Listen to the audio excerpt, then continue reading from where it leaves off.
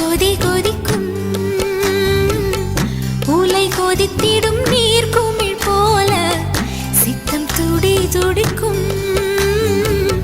புயல் எதிர்த்திடும் ஓர் இலை போல பனித்துளிதான் என்ன செய்யுமோ